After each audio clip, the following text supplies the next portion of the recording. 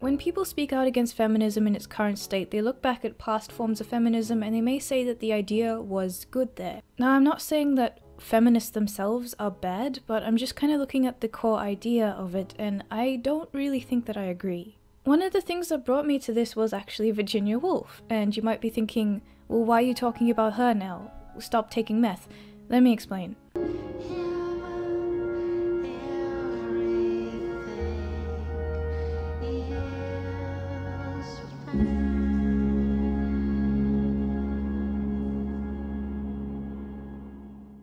So I had to read Mrs. Dalloway for English when I was in high school, and yes, it was boring. I don't really recommend it. But one of the things that was obviously being examined with that is society and the way that it treats people. Now, if you look at the two characters, Mrs. Dalloway, or Clarissa, whatever you want to call her, and the character Septimus, you can see that they both have their own issues. For example, Clarissa thinks that she is not really fulfilling what she wanted to do in society, and she thinks that's in part because of the way that society is treating women and saying that they need to be the specific way, but then she also says that because of herself. She grew up wanting to be something more. She keeps thinking like, I could have taken that risk, I could have taken this risk, and she's just really depressed where she is, being this socialite kind of person. She is pretty well off, and she, well, speaking in a material way, she does well, but there's nothing for her to actually do besides throw parties, and she doesn't want to do that, and she keeps talking about how she has anxiety about it and something goes wrong, all that sort of stuff, so that's her. But then we look at Septimus, and he has been to war, he was fighting, he's just been through some really horrible stuff, as people who go to war often see really horrible stuff.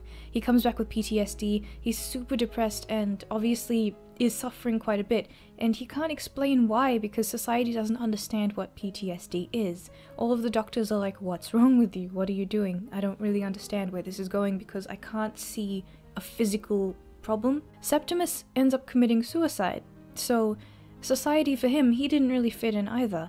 So if we look at these two characters, they both have issues. They both feel oppressed. They're both being treated unfairly, and when Septimus talks, he kind of sounds quite poetic, and part of that could just be Virginia's writing style, but honestly it does come across like he is quite a poetic guy. If he'd had more freedom, he could have been a writer or something, but obviously he had to go to war because he's the man. So you see, both genders do have their issues here, but when we look at when the book was written, it was around the 1920s, and when we look back at that period, we just see like, oh my god, it was so hard for women. Women this, women that, women were super oppressed, feminism, blah blah blah. But if we just looked at these two characters, and they are quite realistic in a way, because the whole point of it was to reflect what was going on and have this kind of stream of consciousness sort of thing that was realistic. So when you look at it, both genders had their problems, it was just that they had different problems. Why do we have a gendered movement that started this way, and why is it looked on as good? If it could have just been egalitarianism and we could have started fixing problems for both genders. I've been seeing this phrase flying around a little bit, so I'm gonna kind of echo it here. You know, Julie didn't get to go to university, but Johnny didn't get to live. It's pretty much that.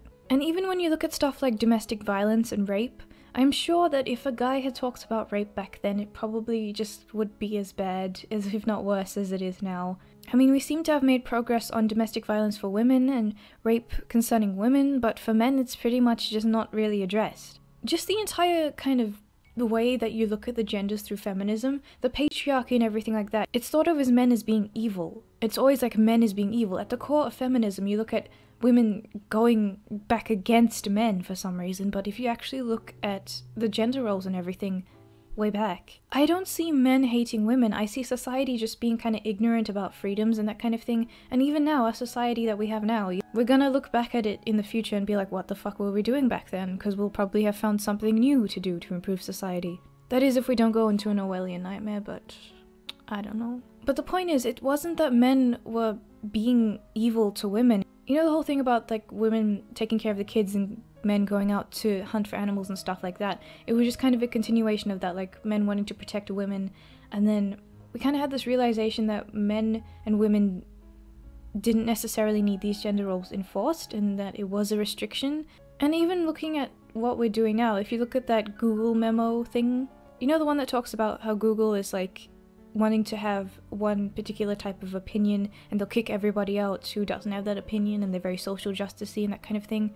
It had a lot to say about how there are actually differences between men and women, and there are. Men and women have different issues because we're different, we had different roles, and even now we're still naturally going towards different roles. So it would make sense that we both have our own problems to deal with, and we did back then as well. So why was there feminism? Why wasn't there just a movement for everybody? Why was it just women that had to be freed, but then men still have to go to war to fight, men still have to do all of these things, men's domestic violence and men's rape not really addressed. In fact, if you look at all the times that people try to set up men's shelters, it doesn't go very well. There's a lot of harassment by a certain group of people who are for female empowerment. So that's really my whole thing here. Why did we start with this view that women are the ones who needed to be empowered, or whatever the fuck that means?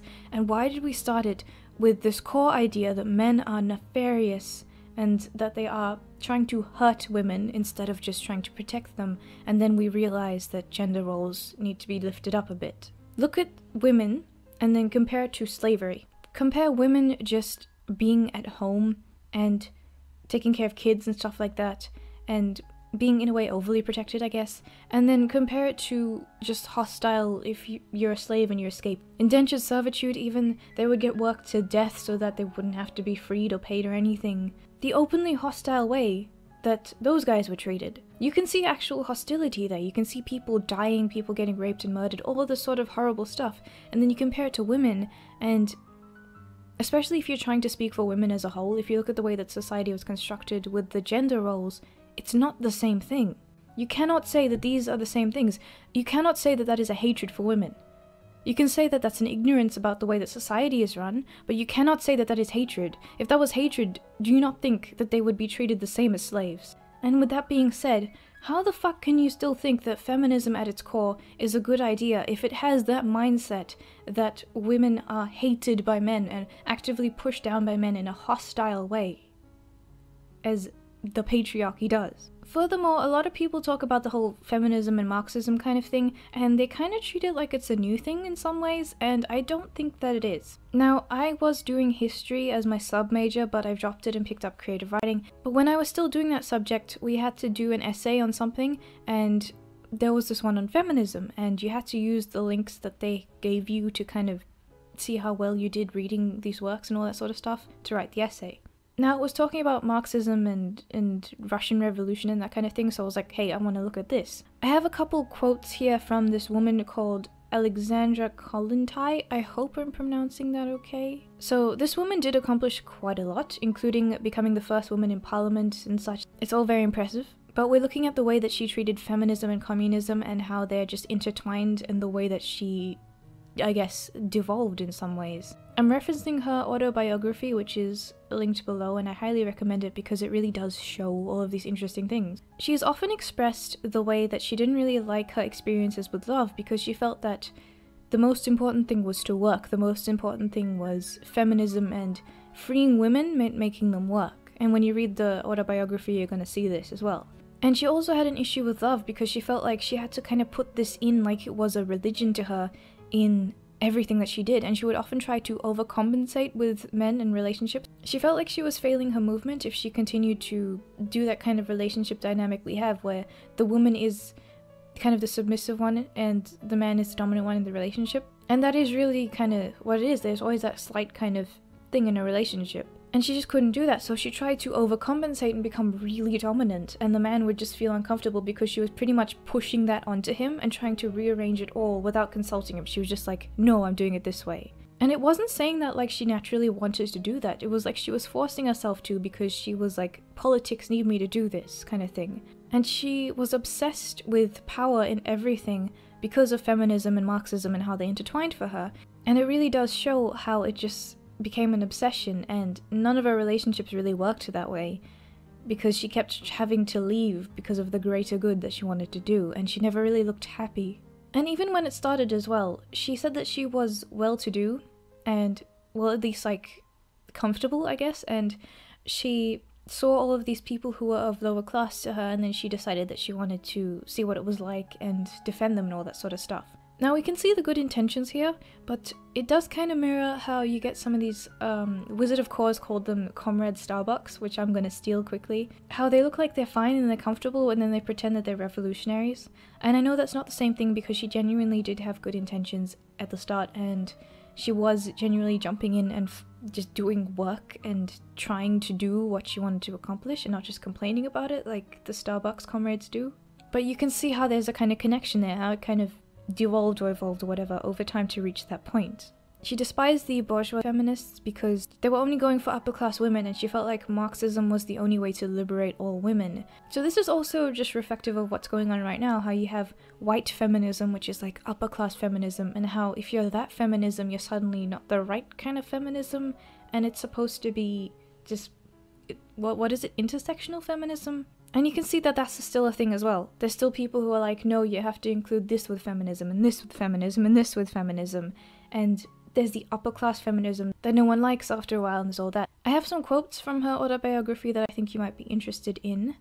So, quote 1, "I realized for the first time how little our party concerned itself with the fate of women of the working class, and how meagre was its interest in women's liberation. To be sure, a very strong bourgeois women's movement was already in existence in Russia, but my Marxist outlook pointed out to me with an illuminating clarity that women's liberation could take place only as a result of the victory of a new social order and a different economic system. Therefore, I threw myself into the struggle between the Russian suffragettes and strove with all my might to induce the working class movement to include the women's question as one of the main aims of its struggle in its program." So here's another quote about her getting that freedom and how her and her friends reacted. "We finally tore ourselves away and rushed towards freedom. Thereupon we were again alone, unhappy, lonesome, but free. Free to pursue our beloved chosen ideal, work." And then here's another quote that I just pulled because I thought it was interesting. "I always believed that time inevitably must come when women will be judged by the same moral standards applied to a man.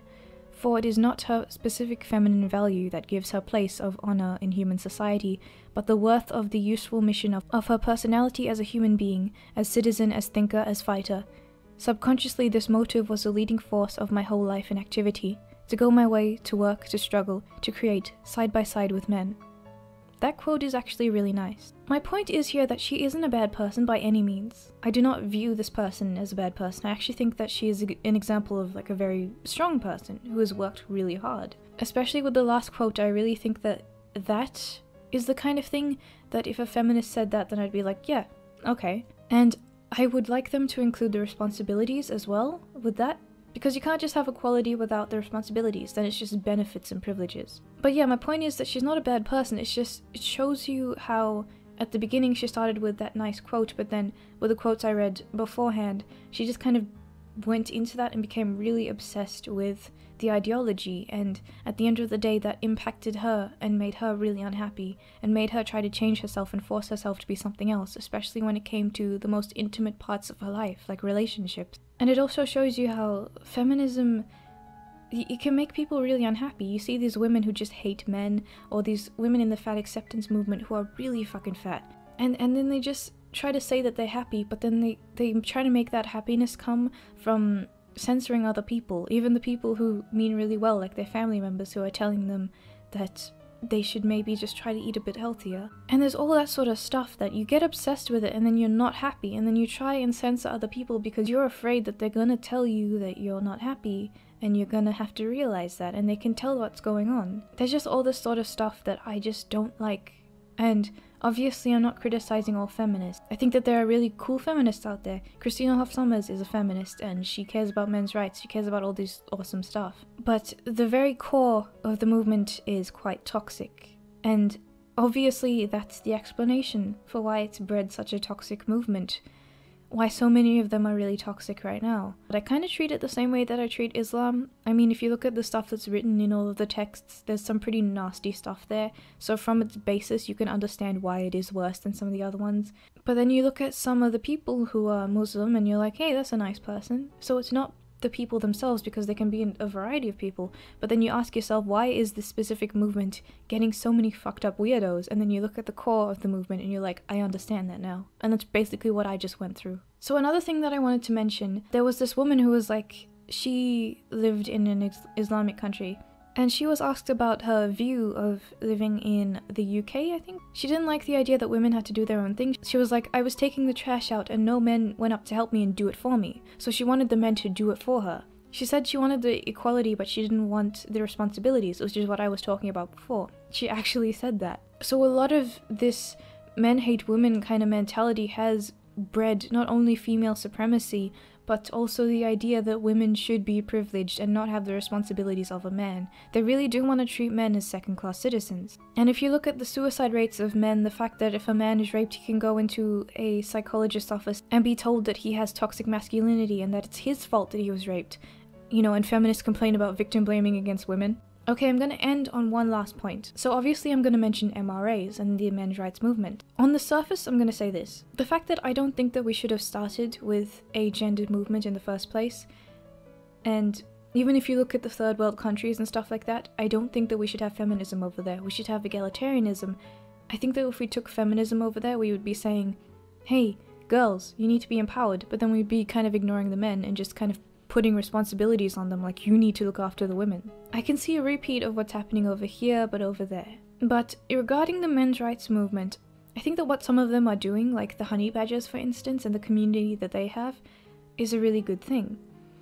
I think that they are justified because obviously when we start, let's say we start equal, and then we have feminism, and then females are like up here, we need to have something to kind of even it out again.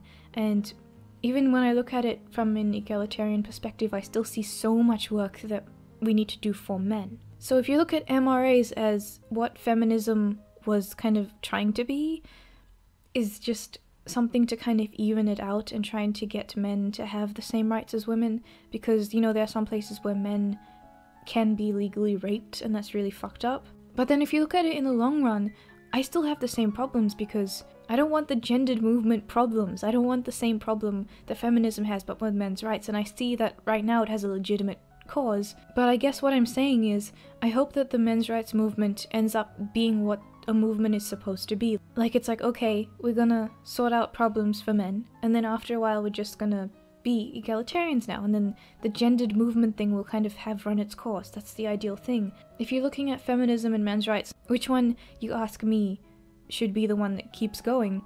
I think that at the end of the day, neither. I think egalitarianism should be the thing that goes forward. But obviously we're not up to that point yet. I think the men's rights movement has a really, really big role to play in this right now. Because if you look at what they're trying to do, you have all these people, a lot of people who now don't like feminism, but very few who are trying to take the label of men's rights activists to actually get in and sort out the problems, because there is a huge stigma against it. And I get why there is, because number one, feminism has basically told you, hey, men's rights is evil because men's are evils and all that sort of stuff.